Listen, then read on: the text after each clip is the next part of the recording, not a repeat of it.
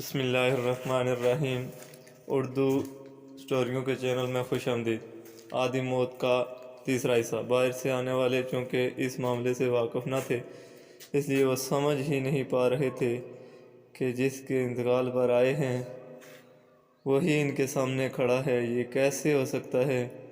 محلے کے چند متبرک افراد نے آنے والوں کو بتایا کہ یہی شکور بھائی ہیں جن کا انتقال ہوا ہے۔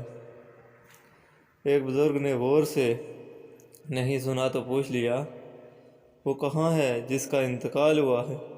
شکور بھائی کو یہ سن کر غصہ آ گیا۔ بولے، میں زندہ بیٹھا ہوں اور میری قبر کا بندوبست کرنے بھی چلے گئے، میرے مرنے کا انتظار تو کیا ہوتا؟ شکور بھائی کے ایک دوست نے کہا، بھائی ہمیں تو یہی پتہ چلا تھا کہ تم مر گئے ہو۔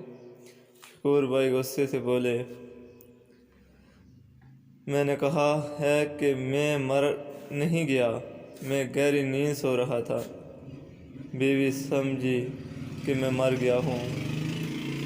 بیچارگی نے بیوہ ہونے کے صدمے سے وبیلا مچا دیا اور لوگوں نے مجھے دفنانے کا بندوبست شروع کر دیا ہے۔ ایک محلے دار نے پوچھا، لیکن تم مرے کیسے تھے؟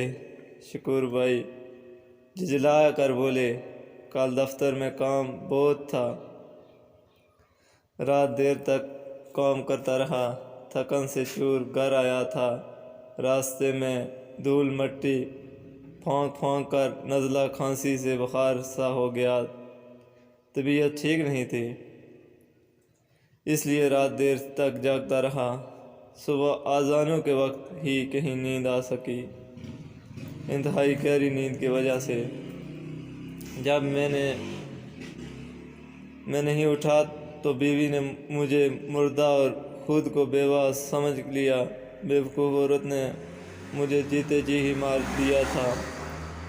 اسی وقت باہر سے بند کمرہ کھولا گیا تو دیکھا کہ ان کی بیوی وہاں بے ہوش پڑی ہے۔